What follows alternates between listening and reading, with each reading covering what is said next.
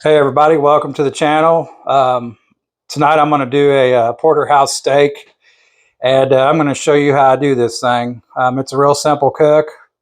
Doing a salt brine, a couple good rubs, and I'm going to cook it off on the grill grates tonight. So stick around and I'll show you how I'm going to do this thing.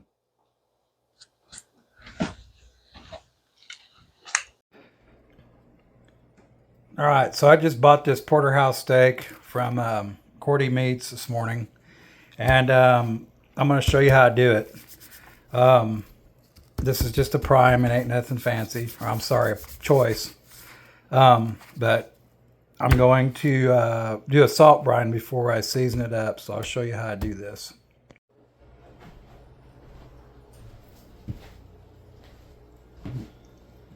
All right. So I busted the top of this off. But what I'm going to do is I'm going to give this a heavy coat of salt.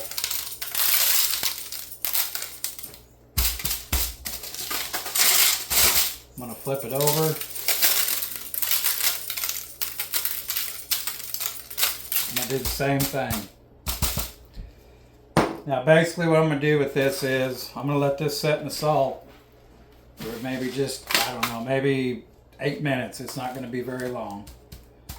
But I'm going to let her sit in this salt and I'm going to let it marinate in it. And then we're going to get some water and we're going to rinse it off.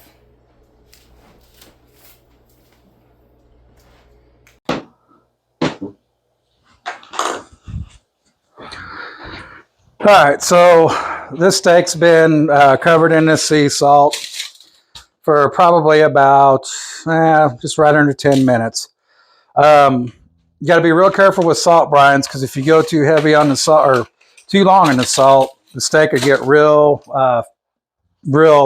how do you say it? It'll just over tenderize it, I guess is the best way to put it. So what I'm going to do is I'm going to take some cold water and I'm just going to rinse this salt off of it.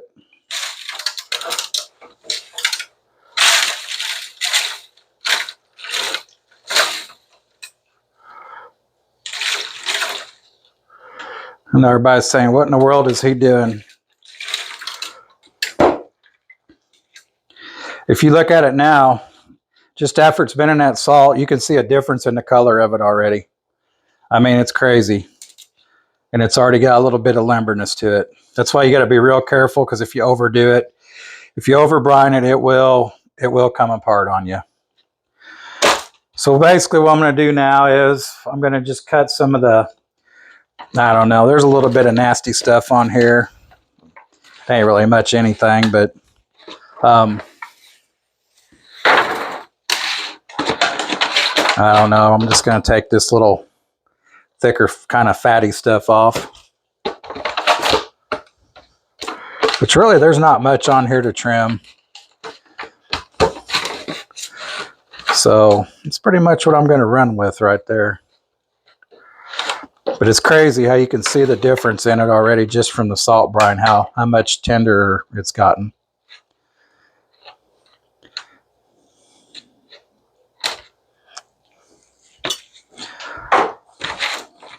So what I'm going to do now is I'm just going to dry it off.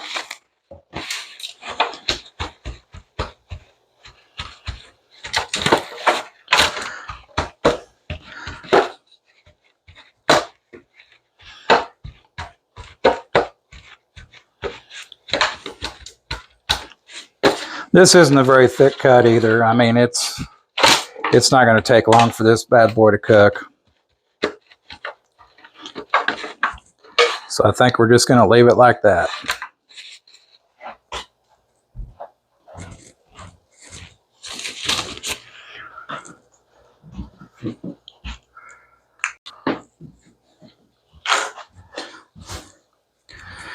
All right. So now I'm going to go ahead and get this steak rubbed down. And basically, this is how I like my steak. This is the way I've been cooking it. Basically, I'm going to put a layer of Cosmos Texas beef down on the first layer. Second layer, Cosmos cow cover. I think this is probably one of the best combinations for a steak rub.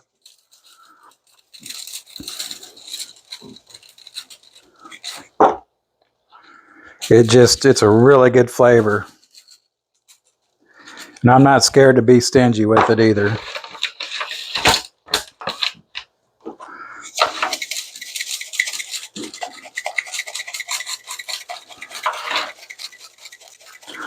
Gonna give it a generous coat of Texas beef and a generous coat of cow cover.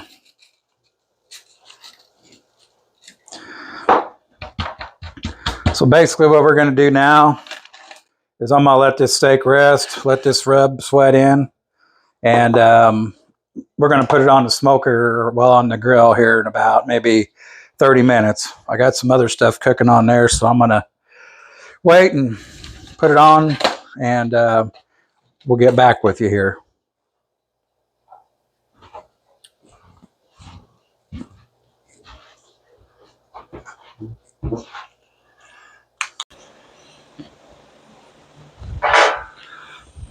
Man, I tell you what, it smells good.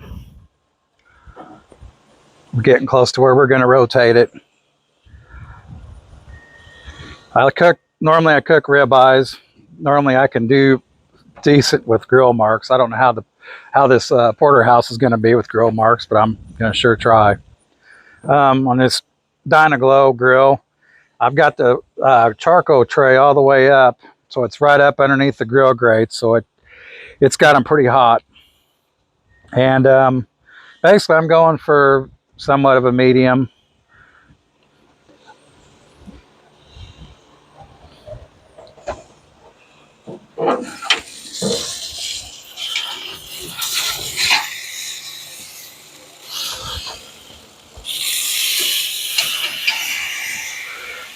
Yeah, I'm breaking the law here. I should scrape my grate, and a lot of the SCA cooks, they'll scrape their grate. All right. Yep. Sure does smell good. So we're going to go ahead and give that about 2 more minutes, and then we're going to do a complete rollover. All right. We're back at about 2 minutes here, so I'm going to go ahead and do the old flip. I'm going to see how bad I screwed this up. Oh, look at that. That ain't too bad. I'll take it.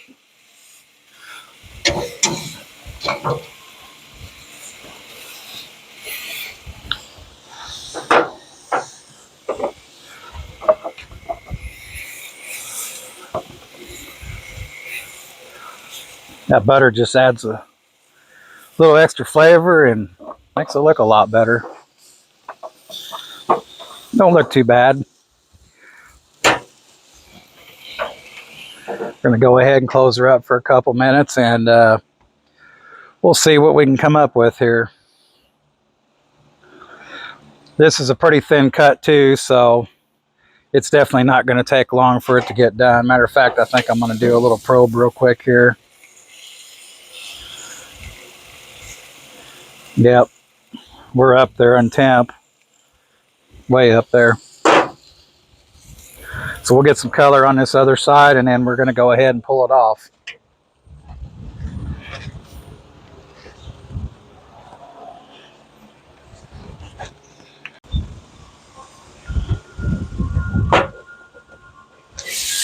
All right, let's see what we got on this other side real quick.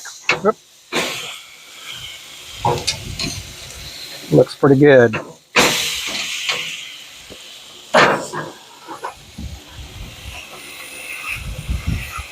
So we're about 153. We're a little over, but we're going to go ahead and we're just going to go ahead and we're going to pan it. I'm going to put some foil over it and let this thing rest. Let all them juices soak back up in. It's not a bad looking steak though. You can see the juice running off of it.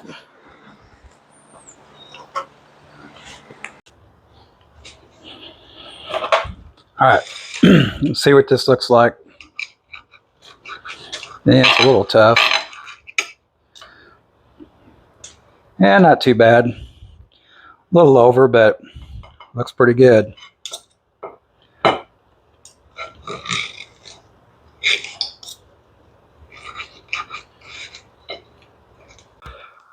All right. Well, I just want to say thanks for watching. I hope this video helped you out and maybe gave you a few pointers on cooking a steak at home and everything. I'm by far no expert steak cook, but I can make a good steak.